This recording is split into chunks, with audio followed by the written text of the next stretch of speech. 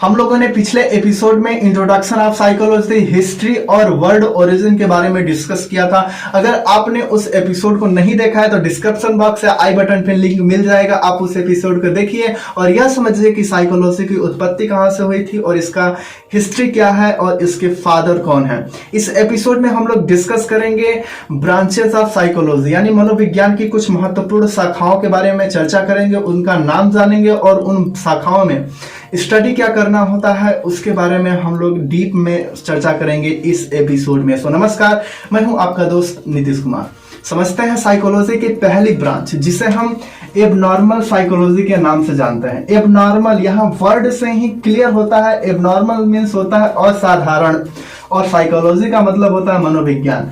अब abnormal psychology यानी असाधारण मनोविज्ञान या असाधारण मनोदशा, तो इसके अंतर्गत हम लोग abnormal thought, abnormal emotion, behaviour, knowledge, activity को डीप में स्टडी करते हैं और इसका ट्रीटमेंट कैसे करना है, यह सारी चीजें हम एबनॉर्मल साइकोलॉजी के अंतर्गत जानते हैं, इसको समझते हैं। एग्जाम्पल के लिए जैसे मालाडेप्टिव बिहेवियर। मालाडेप्टिव बिहेवियर मतलब विकृत व्यवहार, जिसको मतलब हम अपेक्षा नहीं किए होते हैं और कोई व्यक्ति वैसा व्यवहार करने लगता है, इसका मतलब होता है मालाडेप्टिव का मतलब। नेक्स्ट है personality disturbance, disorganise personality, anxiety disorder, mood disorder, etc के बारे में हम लोग एबनॉर्मल साइकोलॉजी के अंतर्गत स्टडी करते हैं और इन सभी प्रॉब्लम्स का सॉल्यूशन कैसे निकालना है, इसका ट्रीटमेंट कैसे करना है, यह सारी चीजें हम एबनॉर्मल साइकोलॉजी के अंतर्गत डिस्कस करते हैं, पढ़ते हैं और इसको समझते हैं। नेक्स्ट है clinical psychology. Clinical psychology basically एक केंद्र होता है जहां पे साइकोलॉजिकल प्रॉब्लम्स के बारे में डिस्कस किया जाता है, वहां के मतलब कि उसके बारे में समाधान निकाला जाता है, जैसे research, teaching, counselling, forensic testimony, programme development and administration, ETC के बारे में हम क्लिनिकल साइकोलॉजी के अंतर्गत स्टडी करते हैं। और नेक्स्ट है कॉग्निटिव साइकोलॉजी। कॉग्निटिव साइकोलॉजी के अंतर्गत हम ह्यूमन के मेंटल प्रोसेस को हम लोग यहाँ पे डीप स्टडी करते हैं साइंटिफिक रूप से, जैसे attention, use of language, memory, perception, problem solving and thinking, ये सारी चीजें हम लोग कॉग्निटिव साइकोलॉजी के अंतर्गत डिस्कस करते हैं। और कॉग्निटिव साइकोलॉजी के अंतर्गत ही साइकोलॉजी की कुछ मेन ब्रांचेस आ जाती हैं, जैसे social psychology, abnormal psychology, developmental psychology, education psychology and economic. ये सारी चीजें कॉग्निटिव साइकोलॉजी के अंतर्गत ही आ जाती हैं। हम लोग अगर कॉग्निटिव साइकोलॉजी को अगर लॉन्ग टाइम में या डीप में स्टडी करते हैं तो ये सारी चीजें हमको यहाँ पे मिल जाती हैं। एंड नेक्स्ट है कंपैरेटिव साइकोलॉजी। कंपैरेटिव साइकोलॉजी यहाँ पे वर्ड से ही हमको साफ समझ में आता है, कंपैरेटिव यानी तुलनात्मक। हम लोग यहाँ पे ह्यूमन बिहेवियर के मेंटल प्रोसेस एंड बिहेवियर को फिलोजेनेटिक यानी जात विकृत या वंशवाद और हिस्ट्री का और भी मानव व्यवहार से जुड़ी चीजों को, मेंटल प्रोसेस को तुलनात्मक रूप से स्टडी करते हैं यहाँ पे और उसका ट्रीटमेंट भी, यह सारी चीजें हम लोग कंपैरेटिव साइकोलॉजी के अंतर्गत डिस्कस करते हैं। एंड नेक्स्ट है counselling psychology. Counselling psychology basically psychological specialisation होता है जिसके अंतर्गत counselling process and outcome, supervision and training and life development and health के बारे में काउंसलिंग एक स्पेशलाइजेशन होता है जहां पे ये सारी चीजें बताई जाती हैं।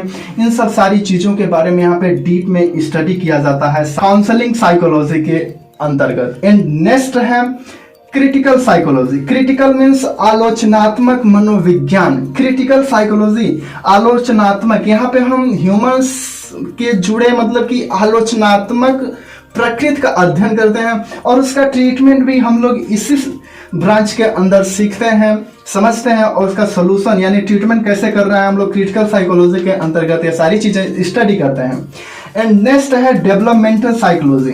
डेवलपमेंट साइकोलॉजी के अंतर्गत ह्यूमन बिहेवियर से जुड़ी मतलब मानव से जुड़ी हर एक चीज उसके लाइफ में, चाहे इनर वर्ल्ड या हो चाहे आउटर वर्ल्ड हो, ये दोनों घटनाएं क्यों घटित हो रही हैं, सारी चीजें हम लोग डेवलपमेंट साइकोलॉजी के अंतर्गत डिस्कस करते हैं। एक मानव जब से जन्म लेता है, यानी एक शिशु, बच्चों, किशोरा वयस्क उम्र बढ़ने से लेकर पूरे जीवन तक जितने परिवर्तन होते हैं, जितने भी परिवर्तन होते हैं, चाहे कोई भी परिवर्तन हो, उसके जीवन से जुड़े सारी चीजें हम डेवलपमेंट साइकोलॉजी के अंतर्गत डिस्कस करते हैं और इनसे जुड़ी समस्याओं को भी इसमें सारी चीजें डिस्कस करते हैं और इनका समाधान भी क्या होता है, यह सारी चीजें कैसे निकाला जा सकता है, यह सारी चीजें हम लोग इसी साइकोलॉजी के इसी ब्रांच में डिस्कस करते हैं, मतलब इसी में पढ़ते हैं।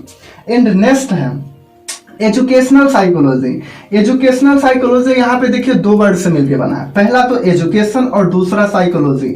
एजुकेशन का मतलब होता है शिक्षा और साइकोलॉजी का मतलब होता है मनोविज्ञान, यानी शिक्षा का मनोविज्ञान। इस ब्रांच में हम लोग बेसिकली यह डिस्कस करते हैं कि कोई बच्चा है या कोई युवा है कौन से एटमॉस्फेयर में जल्दी सीखता है, उस एटमॉस्फेयर को कैसे क्रिएट किया जाता है, उस एटमॉस्फेयर को कैसे इफेक्टिव बनाया जा सकता है और उसको लगातार इंप्रूव कैसे किया जा सकता है। ये सब सारी चीजें हम लोग साइकोलॉजी के इस मतलब ब्रांच में सीखते हैं, जिसे हम एजुकेशनल साइकोलॉजी कहते हैं।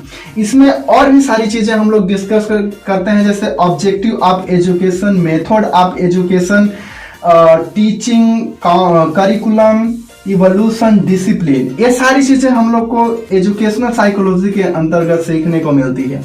सो इस एपिसोड में मैंने आपके साथ साइकोलॉजी की कुछ मेन ब्रांचेस को डिस्कस किया, उसका नाम बताया और उसमें पढ़ना क्या है। केवल मैंने इंट्रोडक्शन टाइप का यह वीडियो बनाया था और आपने यह सारी चीजें इस एपिसोड में देखा। एक बार रिवीजन कर लेते हैं साइकोलॉजी के वो ब्रांच के नाम क्या है। तो पहला है एबनॉर्मल साइकोलॉजी, दूसरा है clinical psychology, cognitive psychology, comparative psychology, counselling psychology, critical psychology, developmental psychology, education psychology. इन सब चीजों को हम लोग यहाँ पे मतलब इनसे जुड़ी चीजों को स्टडी करते हैं, डिस्कस करते हैं और इनसे प्रॉब्लम जो आती है इनमें ये सारी चीजों का सोल्यूशन भी यानी ट्रीटमेंट भी साइकोलॉजिकल रूप से कैसे किया जाता है, ये सारी चीजें हम लोग इन साइकोलॉजी के इस ब्रांचों में सीखते हैं। सो इस एपिसोड में बस इतना ही। अगर आपने इस चैनल को सब्सक्राइब नहीं किया तो चैनल को सब्सक्राइब कर दीजिए और वीडियो को लाइक कर दीजिए और उन सभी दोस्तों के पास शेयर करिए जो साइकोलॉजी में इंटरेस्ट रखते हैं और साइकोलॉजी को जानना चाहते हैं, समझना चाहते हैं। इस वीडियो को सब्सक्राइब और लाइक जरूर कर दीजिएगा क्योंकि मुझे आपकी प्यार की जरूरत है। धन्यवाद गाइस, समझते रहिए, मुस्कुराते रहिए और अपने सक्सेस को नेक्स्ट लेवल पे लेके जाते रहिए।